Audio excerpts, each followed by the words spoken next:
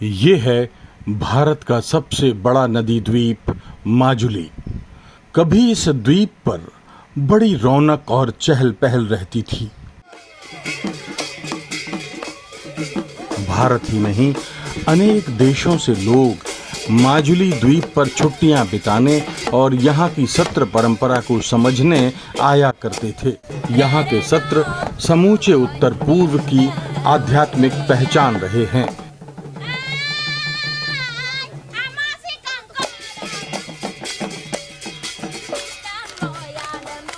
इसी कारण सदियों से इसे असम की सांस्कृतिक राजधानी माना जाता रहा है। लेकिन कुछ दशकों से माजुली की रौनक बेनूर हो रही है। द्वीप के लोग उदास हैं। उनके चेहरों पर उदासी का सबब आसानी से पढ़ा जा सकता है। माजुली के निवासियों की चिंता का कारण उत्तर पूर्व की जीवन रेखा ब्रह्मपुत्र और उसकी दो सहायक नदियां सेवनहारी तथा खेरखेटिया हैं। इन नदियों में बाढ़ के कारण होने वाले मिट्टी के कटाव की वजह से माजुली का आकार साल दर साल सिकुड़ता जा रहा है। अतीत में आए भूकंपों ने भी ब्रह्मपुत्र को दिशा बदलने के लिए बाध्य किया है। जब मानसून के दिन नहीं होते, तब भी हिमालय के ग्लेशियर पिघलने के कारण अचानक ब्रह्मपुत्र में वेग से पानी आता है। इस तरह माजुली पर दो तरफा मार पड़ती है।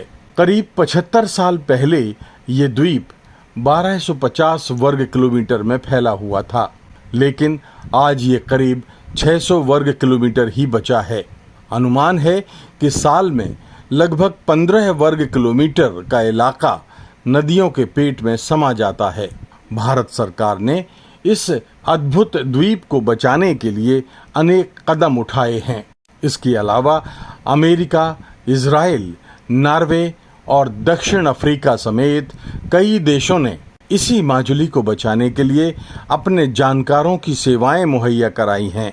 भोपाल के राष्ट्रीय मानव संग्रहालय ने भी बड़े पैमाने पर माजुली में बिखरी सांस्कृतिक विरासत के संरक्षण का काम किया है।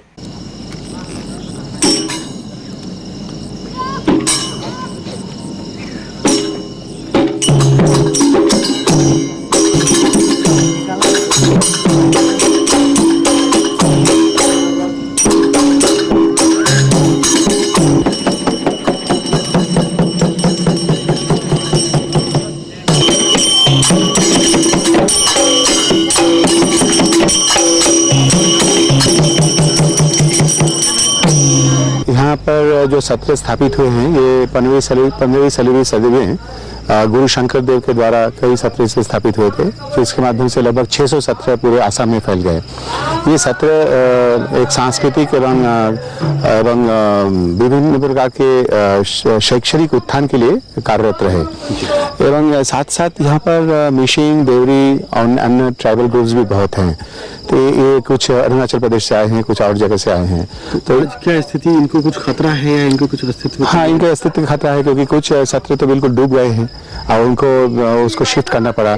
उनके मैनस्क्रिप्ट्स काफ़ी नष्ट भ्रष्ट हो गए हैं और इनके पास जो वहाँ पर जैविक एवं प्राकृतिक वैविध्य वो भी संकटग्रस्त है, विपन्न है। तो ये नहीं कि म्यूजियम सब काम कर सकता है, क्योंकि पूरे सरकार का काम या पूरे विश्व काम तो नहीं ले सकता अपने हाथ में, लेकिन हम लोग एक उत्प्रेरक संस्था के रूप में काम करते हैं एवं राज्य स्तरीय एवं अंतर्राष्ट्रीय स्तरीय के संस्था के साथ इनके एक संबंध करा के हम लोग कोशिश करते हैं कि इनके जो बाचिक परंपरा एवं जो भौतिक जो हेरिटेज है दोनों को बचाया जाए।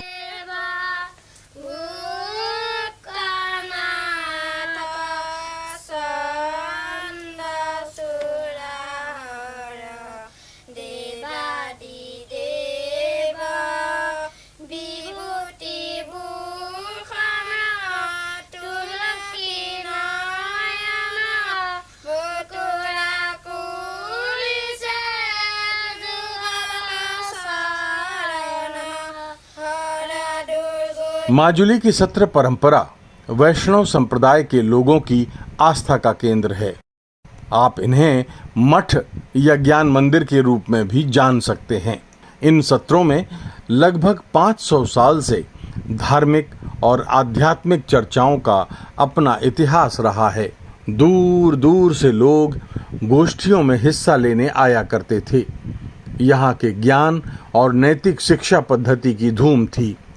इस द्वीप पर किसी जमाने में 65 से अधिक सत्र हुआ करते थे। उनमें बड़ी संख्या में दुर्लभ पांडुलिपियां सुरक्षित रखी गई थीं।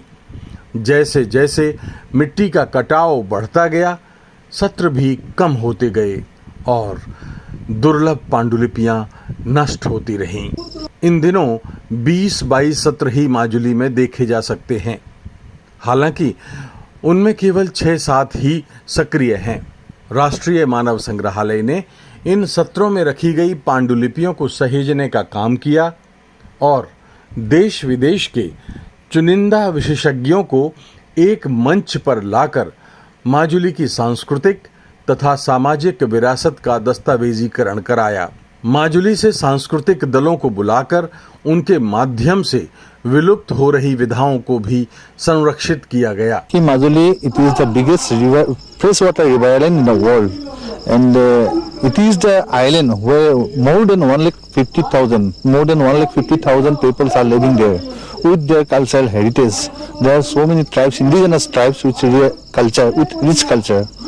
So इस कल्चरों को बचाने के लिए और एक बात है कि माजुली ऐसे रिकॉग्नाइज किया गया है कि ये heart centre of Assamese culture. Assamese culture को बचाने के लिए और इंडिजिनस कल्चरों को बचाने के लिए आइलैंड को बचाना होगा। अभी आइलैंड एक प्रॉब्लम से फेस हो रहे हैं, यही erosion problem, flood and erosion. So इसीलिए हम भी बाहर आ रहे हैं।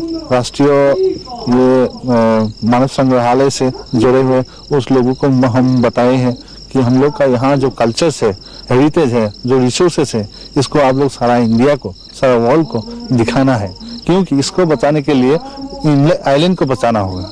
माजुली की संस्कृति और अस्तित्व को बचाने के लिए सरकार के साथ साथ समाज भी आगे आया है। इसके बावजूद बड़ी संख्या में यहाँ के निवासी जोरहाट तथा असम के अन्य जिलों में जाकर बस गए हैं।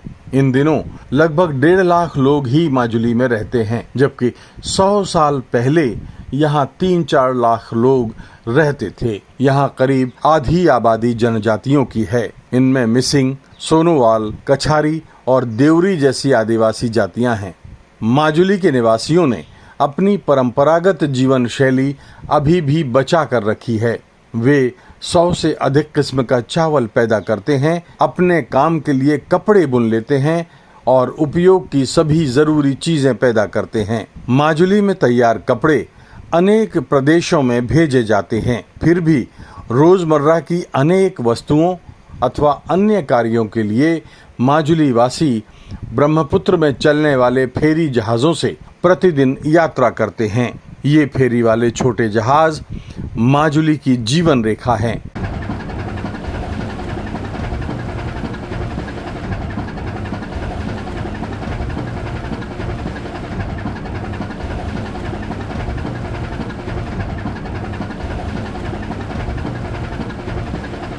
माजुली की चिंता आज सारे देश की चिंता है। इसलिए समय समय पर मीडिया के अनेक मंचों पर माजुली की आवाज अक्सर सुनाई और दिखाई देती है। वास्तव में माजुली को बचाना एक नदी द्वीप को बचाना ही नहीं, बल्कि एक समूची संस्कृति को बचाना है।